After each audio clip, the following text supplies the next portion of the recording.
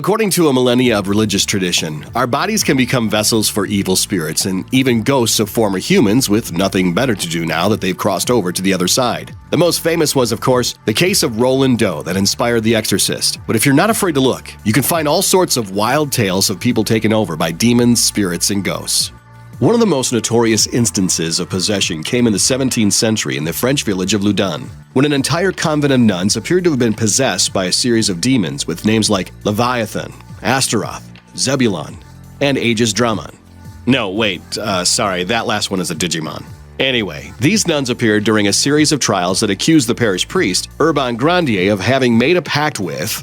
Could it be... Satan? You can probably guess that the priest had not, in fact, signed the souls of some nuns away. According to Professor Gary Zabel, his problems actually came from being way too handsome and doing some not very priestly things with some influential men's daughters. Nevertheless, in a series of public exorcisms, these nuns screamed, convulsed, and spoke in devil language, leading to a public hysteria that ultimately ended in Grandier being burnt at the stake. The events of the Loudun possessions were famous enough to be turned into a book by Aldous Huxley called The Devils of Loudun in 1952, which was then adapted as the 1971 film The Devils. But this wasn't the first time these events supposedly happened. An almost identical case of possessed nuns also ended with a crispy priest in Aix-en-Provence in 1611. The book Demonic Possession: Extraordinary True Life Experiences recounts a tale from 1906 in which a 16-year-old South African girl named Clara Germana claimed that she made a pact with Satan and confessed as much to her priest, Father Erasmus Herner. According to the nuns at her school, the girl would rip her own clothes, make sounds like a wild animal, and could speak languages she had never learned. Seal would also recoil from the presence of holy items, demonstrated superhuman strength, was reported to levitate as much as 5 feet off the ground, and could transform into a snake-like creature that left fang-like puncture marks in a nun's arm after biting her. Father Herner performed an exorcism, and though he was able to remove the demon, Satan dropped the mic by levitating the girl one more time in front of a church full of people as he made his exit.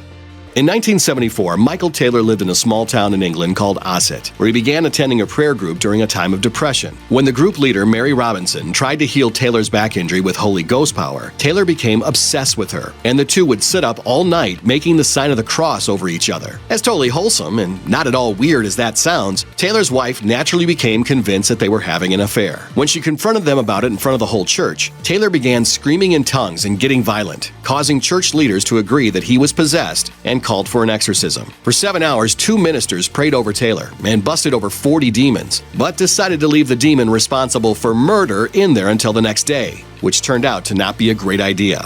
Unsurprisingly, Taylor went home and took the lives of his wife and her dog. Police found him wandering the streets, naked and covered in blood, screaming, "It is the blood of Satan." Great news. He was found not guilty. Unless you're a real exorcism nut, there's a decent chance that Bobby Jindal is the first name on this list you recognized right away. He was the governor of Louisiana from 2008 to 2016. He gave the response to President Obama's 2009 State of the Union address and was one of the many contenders for president in 2016. What you may not know is that while he was in college, Jindal performed an exorcism on his, quote, intimate but non-romantic friend Susan. This isn't some weird rumor cooked up by a political opponent either. He wrote all about it in 1994 in an article for the New Oxford Review called Physical Dimensions of Spiritual Warfare. Noticing that Susan was, quote, acting strange, Jindal decided to perform an exorcism together with members of his school's Campus Crusade for Christ, who restrained Susan despite her attempts to escape, rubbing crucifixes and Bibles in her face and being surprised that she kept swearing for some reason. While there is no clear answer as to the cause of the, quote, sullen mood that led to Jindal's suspicion, maybe, just maybe, it was that according to a Mother Jones article, she was undergoing treatment for cancer at the time. How many times would you say is a normal amount of times to be exorcised? Well, okay, 0 is normal. But if you had to be exorcised, you would hope 1 would be good, right? Maybe 2? How about 67?